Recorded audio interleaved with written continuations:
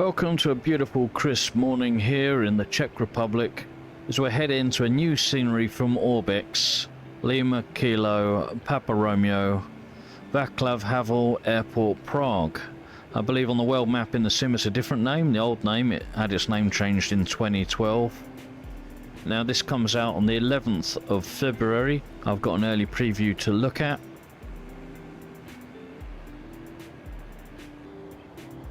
Okay, now we can get a nice look at the airport now. MasterCard.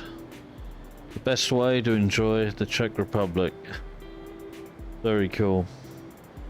Now this is an international hub, I believe, and serves, well, I think like 21 of ORBX's own available sceneries, including Newcastle, I think, and various others that I cannot remember off the top of my head. Generally when I do, oh hello, what's going on with the bridge there? It's not ideal. That bridge is a bit messed up. Wonder if that's something they can tackle. I would have thought they could sort that out. Perhaps they will. As I say, generally I get an early release. I know there's a few updates before it comes out, and I have seen things change, like night lighting and so on, between me making a little video and the actual release day. Now they've added 21 POIs around the area, including a hospital apparently with a landable helipad, which is quite cool. I'm not going to look at all the POIs today, you know, there's got to be things for you to find for yourself. But they've also done 90 square kilometers of their own ortho imagery. They've tidied it up basically. I believe got rid of cloud and stuff from the pictures.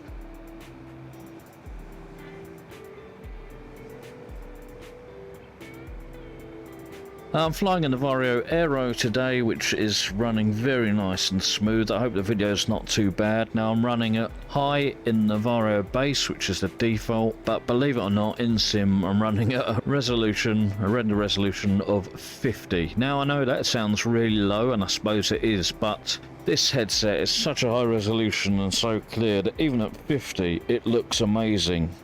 You could just keep it at 50. I mean, I've got it at 50 to try and get a bit of a smoother video, and it's pretty darn smooth in here. And I've got OBS running, which is a hit, so I'd usually have it higher, but you know what? 50, even 50 looks great.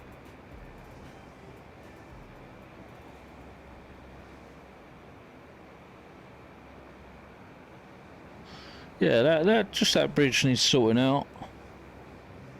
I mean, the cars are managing to navigate it, but the laws of physics are being slightly ignored.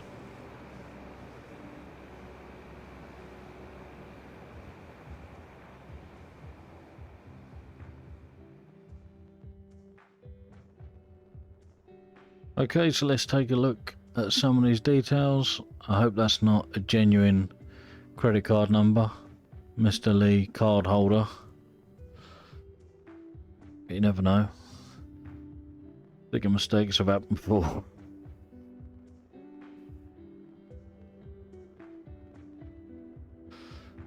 Okay, so these lampposts are actually a good example of, say, getting some distortion, for example, in the Varjo.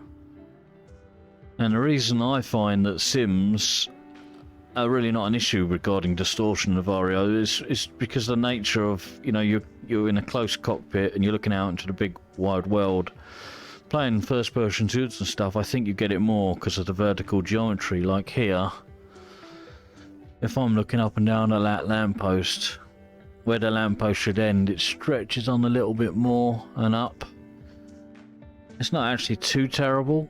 It's not that bad, but like with it further away, when we're looking up and down, as I look down, the actual thing moves up more than it should in relation to my movement. It moves up to meet the top. So I think that's why people say this is more just for Sims, but I think you probably could get used to it. A lot of people have got used to it. But I just use it for cockpit games really. And any seated games like Demio.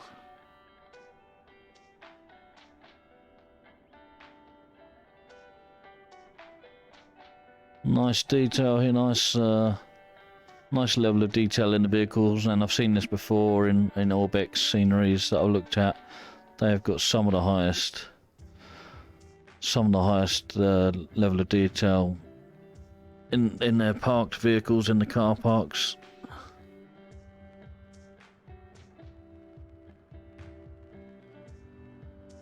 That's just the immersion is just phenomenal. It really is. I mean, if you had this environment in like first-person shooter, you'd be well chuffed with it. But this is on foot in a flight sim, which I almost wish they did just have a walking mode rather than drone. No, so it locks to 6 foot or so off the ground, no matter what the ground, how the ground undulates up and downhill, as if you're walking. God, this is such an amazing experience in VR. It's just being on this wide open piece of tarmac. This feels so real.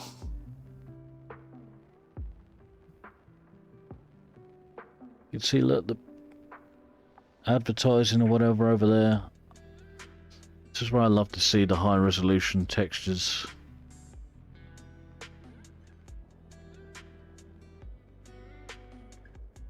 We've actually got this rotating advertising board. That's pretty awesome. National Theatre, 136th season.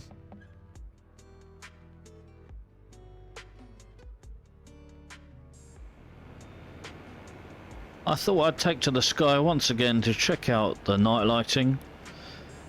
And as you can see, and as you expect, it looks pretty decent. It looks awesome, really. Yeah, I mean, it looks realistic, which is, I suppose, the best compliment you can give. Obviously, there's going to be the floating orbs here and there. That's a sim thing.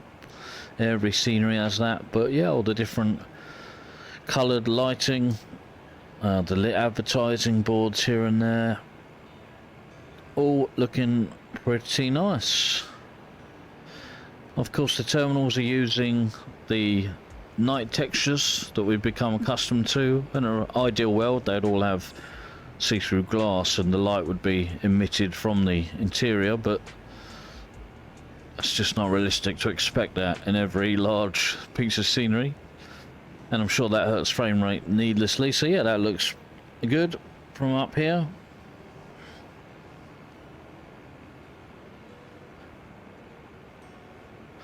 Yeah, not a lot more to say, really. You know it's going to look good lit at night. It's just really looking for any glaring issues, which I see none.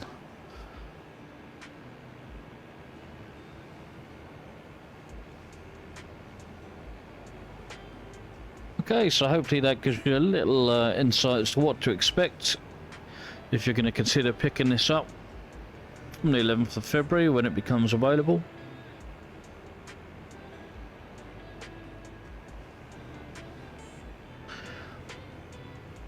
But for now, that'll do it. Any questions or comments, drop them below and I'll always try and respond. I usually do. But otherwise, I'll catch you later. Cheers.